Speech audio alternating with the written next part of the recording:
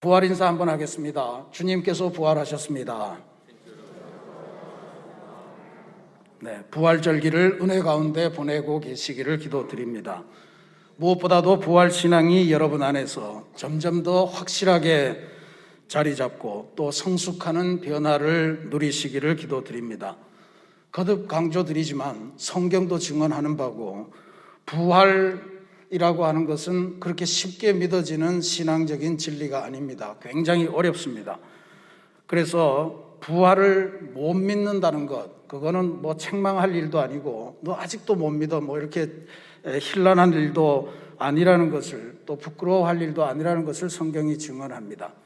부끄러운 것은 못 믿는데 믿는 척하고 있는 것입니다. 아무런 노력도 안 하면 아무런 발전이 없습니다. 못 믿는 마음을 조금씩 지워내시고 부활의 진리를 믿으며 그것을 우리 삶의 능력으로, 진리의 원칙으로 그렇게 삼아가시는 훈련을 하시는 것이 중요합니다. 지난주에 도마를 통해서 배우셨듯이 일단 우리들에게 중요한 것은 예수님을 탐구하는 노력입니다. 아셨죠? 그렇게 전진하시기를 부탁드리겠습니다. 21세기가 시작될 무렵에 미국의 유명한 과학 서적을 출판하는 출판인 존 브록맨이라고 하는 사람이 당대의 저명한 과학자 110명에게 지난 2000년 동안 인류가 발명한 발명품 중에 가장 위대한 것이 무엇이라고 생각하십니까? 하는 질문을 했습니다. 다양한 대답이 나왔겠죠. 어떤 사람은 컴퓨터다, 인터넷이다. 뭐 특히 여성들은 세탁기를 많이 꼽았다고 그래요. 근데 더글라스 러시코프라고 하는 사이버 문화를 연구하는 이 과학자는 매우 인상적인 답안을 제출했는데 그가 내놓은 답은 바로 고무지우개였습니다. 고무지우개에 이어서 컴퓨터 자판에 있는 딜리트 키, 그리고 우리가 문서를 이렇게 하얗게 지우는 수정펜이라고 그러죠. 화이트라고 하는 이것을 연달아서 붙였습니다. 이유는 짐작하시겠죠. 러시코프 박사는 인간의 실수를 수정하는 모든 것을 인류가 발명한 최고의 발명품으로 자기는 꼽고 싶다, 이렇게 주장을 했습니다. 만약에 되돌아가서 지우고 다시 시작할 수 없었다면 과학의 발전도 없었을 것이고 문화의 발전도 없었을 것이고 도덕의 발전도 없었을 것이라는 것이 그의 주장입니다. 여러분의 인생은 어떻습니까? 혹시 지우개로 지워버리고 다시 쓰고 싶은 인생의 순간, 인생의 스토리는 없을까요?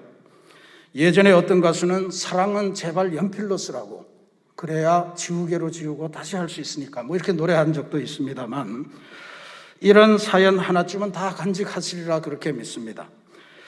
그래서 우리가 어릴 때, 요즘은 많이 쓰지 않는 것 같은데 연필 보면 뒷부분에 이렇게 고무가 달려 있지 않습니까? 지우개가.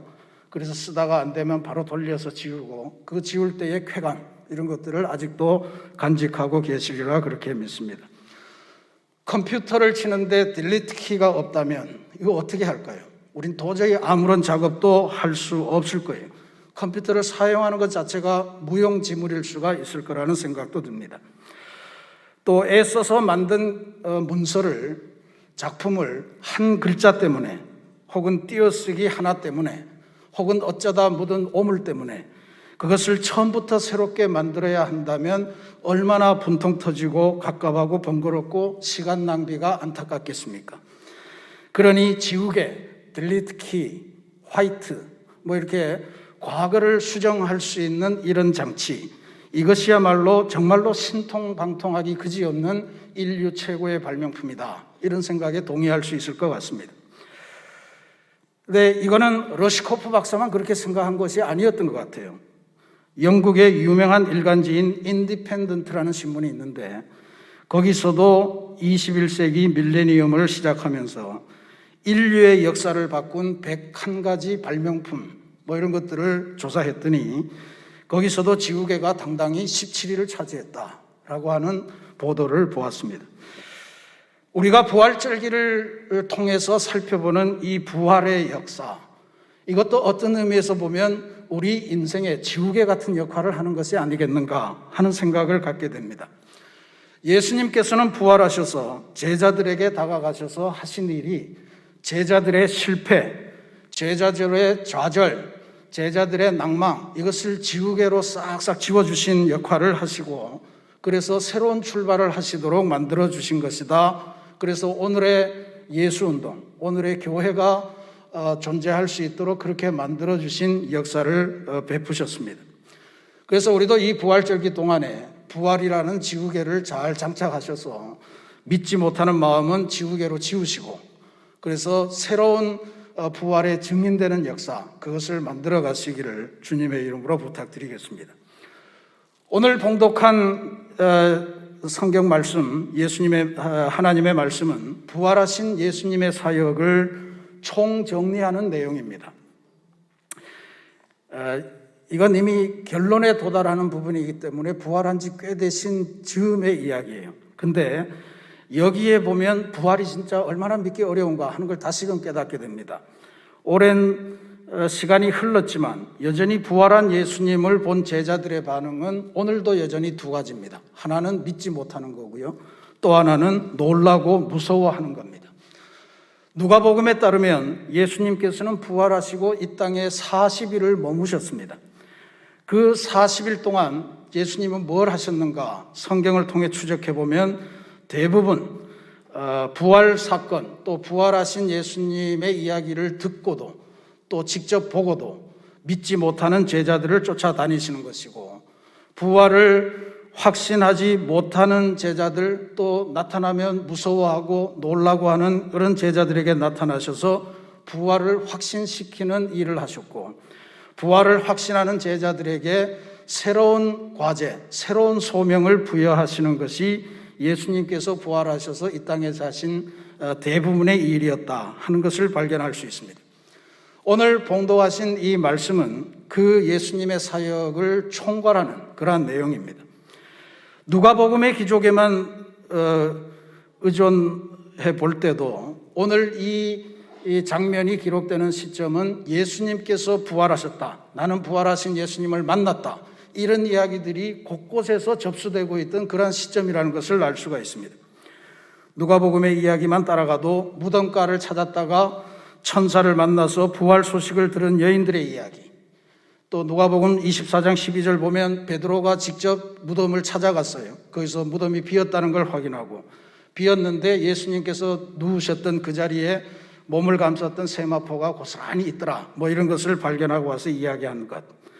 그 다음에 아예 제자들을 떠나서 엠마우라고 하는 고향으로 내려가던 두 제자에게 나타나셔서 성경을 가르쳐 주시고 성찬식을 베푸시고 또 마음을 뜨겁게 하셨던 부활의 주님을 우리가 만났습니다 하는 제자들의 이야기, 뭐 이런 이야기들이 전부 다 집합되면서 그 이야기로 인해서 소란소란하던 그런 분위기를 상상할 수가 있습니다. 근데 그 이야기들이 무르익는 중에 지금 예수님께서 그 제자들 한복판에 오셔서 딱 쓰셨다 이런 이야기가 이제 나오는 거죠. 그러니까 예수님이 부활하셨다더라, 나도 봤다 이러던 제자들이 살아나신 예수님이 그 안에 와 계시니까 뭘 했냐 하면 무서워하면서 놀랐다. 이게 누가가 기록하고 있는 내용입니다. 그러니까 얼마나 어려운 거예요. 얼마나 부활이라고 하는 게 어렵습니까? 아마 우리들도 부활 하니까 그냥 그런가 보다 하지만 죽었는데, 분명히 죽었는데 그 사람이 다시 똑같은 모습으로 나타난다? 아, 저거 유령이구나. 아마 반갑기보다는 무서움이 더 앞서리라 하는 것은 짐작할 수 있습니다. 근데 제자들도 그랬을까? 근데 복음서를 보면 제자들은 예수님의 기적을 통해서 죽은 사람이 살아나는 기적, 부활 사건을 최소한 3번은 경험한 사람들입니다. 회당장 야이로의 딸, 그 딸도 죽었다가 살아났죠. 나인성 과부의 아들은 죽어서 지금 장례 행렬이 지나가는 속에서 예수님이 행렬을 멈추고 관 속에 있는 사람을 살려내셨다, 이렇게 돼 있죠. 또 아마 앞거는 예수님의 친구 나사로의 부활일 겁니다. 죽은 지 나흘이 되어서 성경 기록을 보면 무덤 안에서 시체가 썩는 냄새가 진동을 했다, 이렇게 기록하는데 예수님이 나와라 나사로야, 이렇게 이야기를 하니까 죽었던 나사로가 몸을 감쌌던 천을 스스로 풀면서 무덤에서 걸어 나왔다. 놀랄 일이죠. 그러니까 이런 경험을 이미 갖고 있는데 제자들은 예수님께서 살아오신 장면을 보고 왜 놀랐을까? 37절 말씀에 보면 제자들은 예수님을 영으로 생각하였기에 두려워했다, 이렇게 기록합니다. 유령이나 귀신을 본 것으로 착각했기 때문에 무서워했다, 이런 뜻이에요. 예수님이 너무 안타까운 거죠. 이미 다 보여줄 거 보여줬고 다 전할 만큼 전했는데 아직도 이런 상황인가? 그래서 말씀하시기를 어찌하여 두려워하며 어찌하여 마음에 의심이 일어나느냐. 거듭 말씀드리지만 저는 이게 믿지 못하는 제자들을 책망하는 말씀이 아니라고 봅니다. 제발 믿어줬으면 하는 예수님의 간곡한 당부의 말씀이라고 보여요.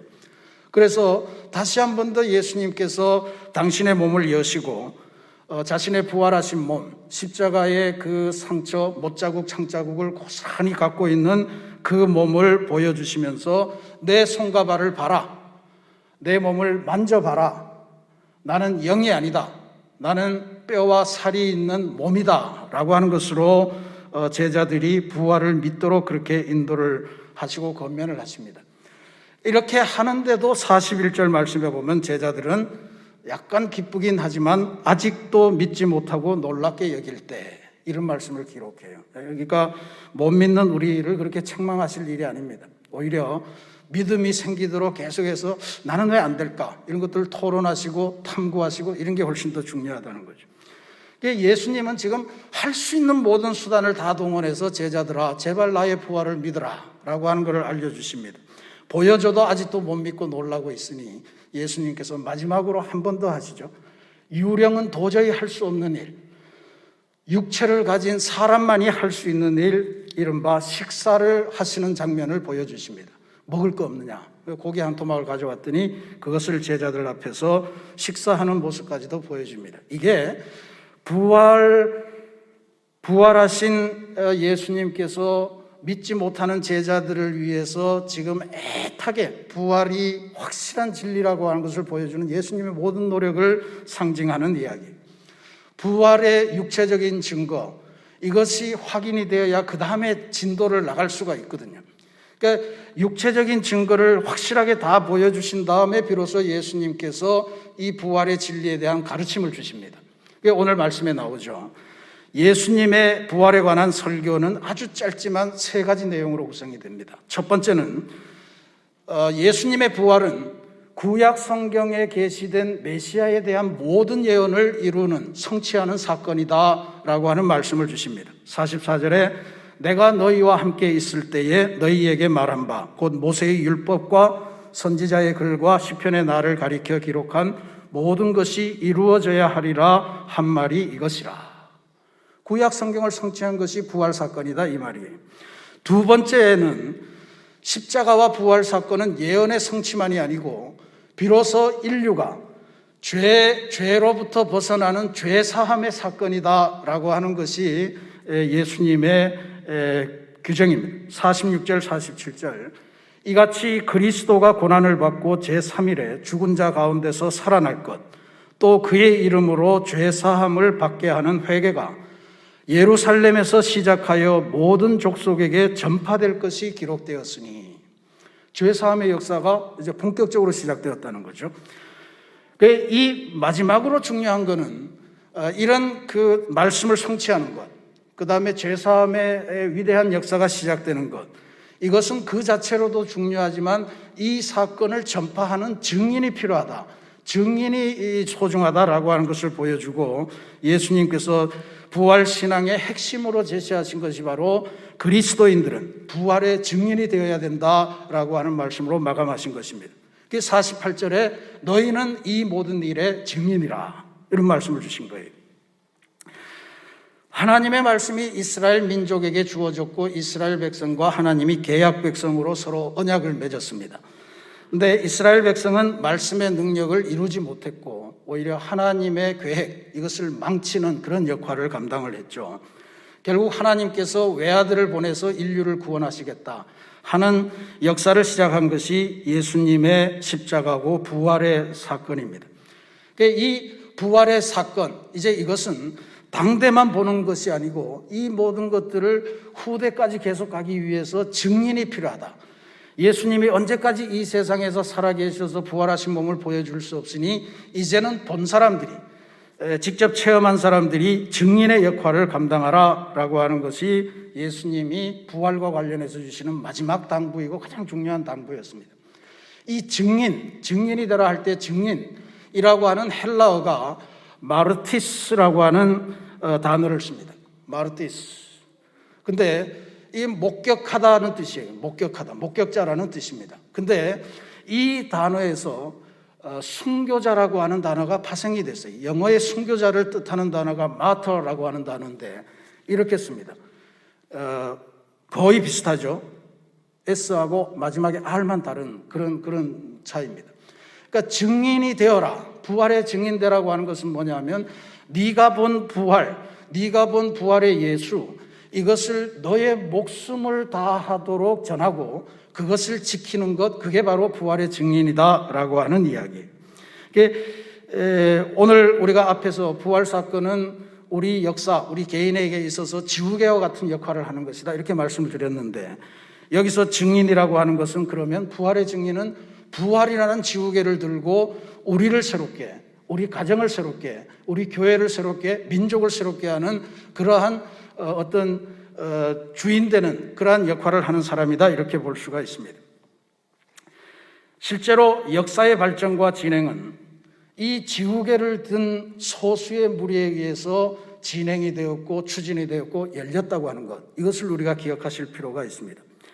아놀드 토인비라고 하는 세계적인 석학이 평생을 들여서 27년에 걸쳐서 책 한 권을 완성했는데 그게 역사의 연구라고 하는 세계적인 대작입니다.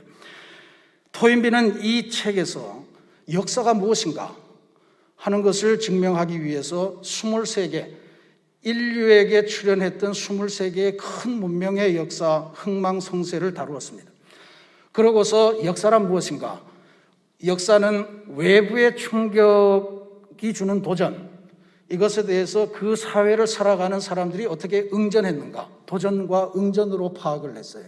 근데 어떤 문명이 그러면 살아남고 승리하는가, 그것을 봤더니 그것이 그냥 도전 오면 당연히 응전하죠. 근데 어떤 응전이 승리하고 살아남는가? 창조적인 소수가 있어서 그 소수들이 응전하는 문명이 살아남았다라고 하는 것을 발견해냈습니다. 추론해냈습니다.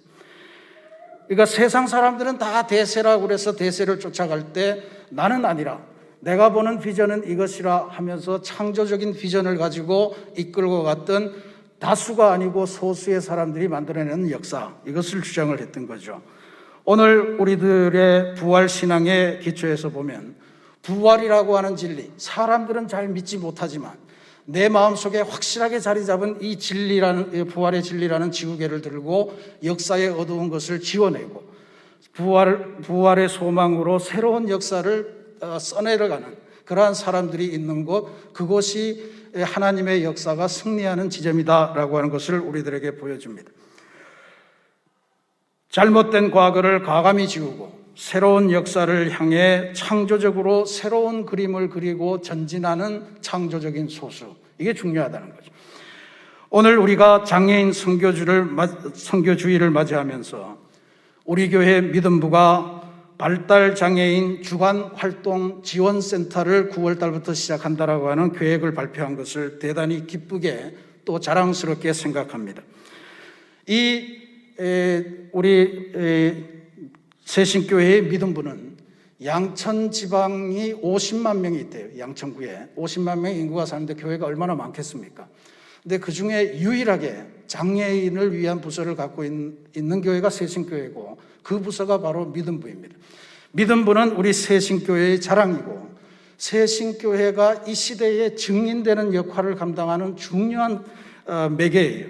그러니까 이 사명을 우리가 끝까지 잘 감당해야 되고, 나는 믿음부 교사가 아니니까 이런 생각하시면 안 됩니다.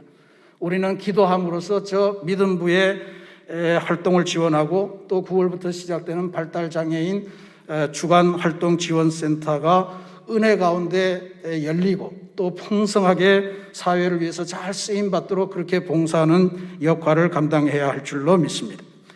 부활의 증인되는 하나의 중요한 발걸음입니다. 오늘은 특별히 세월호 참사 7주기를 맞이하는 기념주일입니다. 우리가 장애인과 더불어서 이 사회의 깊은 아픔의 증인이 되어야 되는 한 가지 소식을 우리가 생각하지 않을 수가 없습니다. 부활의 증인들이 제대로 응전하지 않으면 부활로 인한 새 역사가 오지 않기 때문에 그렇습니다. 7년 전부터 부활절이 올 때마다 저희들은 세월호 사건을 기억하지 않을 수가 없습니다. 저는 지금도 생생하게 그날을 기억합니다. 2014년 4월 16일. 그날은 그 해의 고난주간의 수요일이었습니다. 오전 늦게 세월호가 저 팽목항 어디 부근에서 침몰하고 있다는 뉴스가 보도를 타기 시작했습니다. 거기에는 안산단원고등학교 수학여행단 325명이 타고 있고 시민들을 포함해서 정확한 숫자도 한 번도 발표하지 않았어요. 400명 이상이 탄 배 세월호가 뒤집혀지고 있다는 소식이었습니다. 보도가 오락가락했습니다. 전원이 구조되었다고 그랬다가 절반만 구조되었다고 그랬다가 전혀 구조되지 않았다고 했다가 도무지 언론을 믿을 수가 없는 상황이었습니다. 그러던 중에 한 사건이 일어났는데 온 국민을 분노케 했습니다. 최초로 구조된 사람이 있었는데 그 사람이 나중에 알고 보니까 그 세월호의 선장이었다는 겁니다. 승객을 책임지고 배의 운명을 책임지고 최후에 탈출해야 될 사람이 제일 먼저 도망을 나왔던 것입니다. 분노하는 가운데 국민들은 텔레비전 화면에 눈을 고정한 채 무려 수십일 동안 도대체 언제나 어떻게 구조될 수 있을까 하는 것을 안타까운 마음으로 극적인 구출을 기대하면서 화면을 주시했습니다. 결국 국민들이 보게 된 것은 세월호와 함께 안타까운 생명 400여 명, 그중에 325명의 꽃다운 고등학생들이 수장되는 상황이었습니다. 세월호가 완전히 침몰하던 시점, 그것을 언론을 보니까 4월 18일 성금요일입니다. 예수님께서 십자가에 달려 돌아가신 그날입니다. 성금요일 오후 1시경이었다. 섬뜩했습니다. 주님께서 십자가에 달리신 것이 12시였습니다. 주님께서 십자가에 달려서 죽음을 향해 모진 고통을 감내하고 있을 때 세월호의 침몰이 일어났던 것입니다. 성경은 예수님께서 돌아가시던 순간을 이렇게 묘사합니다. 온 땅에 어둠이 임하여 계속되더니 땅이 진동하며 바위가 터지고, 실로 그날 우리 온 나라의 대한민국의 희망이 꺼지고 어둠이 임하며 한숨과 눈물이 국민의 마음을 적시던 그 순간이었습니다. 세월호의 침몰과 더불어서 우리는 그동안 가리워져 있었던 우리들의 모든 부끄러운 치부가 낱낱이 드러나는 것을 경험하지 않을 수 없었습니다. 그때 제가 설교한 것을 찾아보았더니 이런 거를 써놨더라고요. 배의 수명이 통상 20년인데 전직 대통령이 그것을 30년으로 연장해 주어서 생겨난 비극이었다. 500명 정원인 배를 안전검사를 하는데 그 안전검사 시간이 13분에 불과했다. 안전불감증이었죠. 재난 대응 시스템이 완전히 망가져서 누가 어떻게 구조되는지 이런 것들에 대한 정확한 보도를 전혀 알 수 없이 전원 구조, 절반 구조, 한 명도 구조 못했다 이런 오보가 계속되었던 것. 심지어 어떤 아빠는 대통령과 직접 통화를 하면서 원래 통화하기로 한 내용은 그게 아니었겠지만 너무 다급하니까 자기 딸이 지금 언론에 구조된 명단에 포함되어 있는데 아무리 전화를 해도 통화가 안 됩니다. 우리 딸을 다시 수색자 명단에 넣어 주십시오. 이런 하소연을 대통령에게 하는 그러한 일도 있었습니다. TV는 당연히 모든 오락 프로그램을 중단하고 세월호 침몰 현장에서 구조에 관한 뉴스를 보도한다는데 새로 취재하는 화면은 전혀 없이 계속해서 녹화된 영상만 반복해서 재탕하고 삼탕하고 그렇게 하면서 국민들을 분통에 터뜨렸습니다. 취재도 이루어지지 못하는 것 같았고 구조도 전혀 이루어지지 않는 이 11세기 선진국가에서는 도저히 상상할 수 없는 초유의 현상 때문에 국민들은 분노와 비탄에 잠겼습니다. 수많은 구조하는 배들이, 헬리콥터들이 윙윙 돌아다니는데 왜 구조하지 못할까?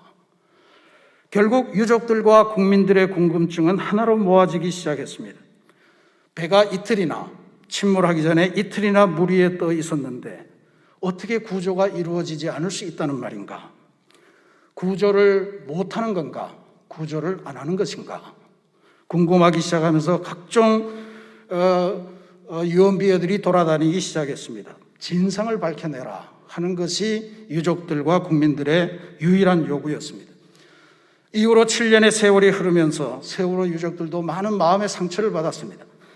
자녀들을 이용해서 정치적인 이득, 경제적인 이득을 꾀하려는 거냐, 뭐 이런 것들이 대표적인 비난이었습니다. 그런데 진실을 밝히라고 했는데 결국 밝혀진 것은 이 세월호를 소유하고 있던 구원파라고 하는 집단, 그 집단이 일으킨 비상식적인 행동이었다. 뭐 이러면서 어느 날 구원파의 교주가 어떤 산속에서 시체로 발견되었다. 이러면서 슬그머니 사건이 덮여버렸습니다. 7년이 지난 지금까지도 진상규명도 하나도 이루어진 것이 없고 이 일로 인해서 공적인 책임을 진 공무원도 없었다고 하는 것이 오늘 우리가 알고 있는 전부고 정말로 이상하디 이상한 사건으로 여전히 남아 있습니다. 2021년의 기독교 대한감리회는 지난 주간에 감독회장님 명의로 목회서신을 발했습니다. 그 목회서신에서 감독회장님은 2021년이 가기 전에 세월호 참사의 진상이 속히 규명되기를 감리교인들이 기도해 줄 것을 당부했습니다. 또 세월호 유족들이 그동안에 받은 상처, 이것에 대해서 범국민적인 위로, 진심 어린 위로가 이루어지도록 감리교인들이 솔선수범해 주기를 당부했습니다. 이제 우리가 이들의 증인되어 달라는 권면으로 저는 받아들입니다.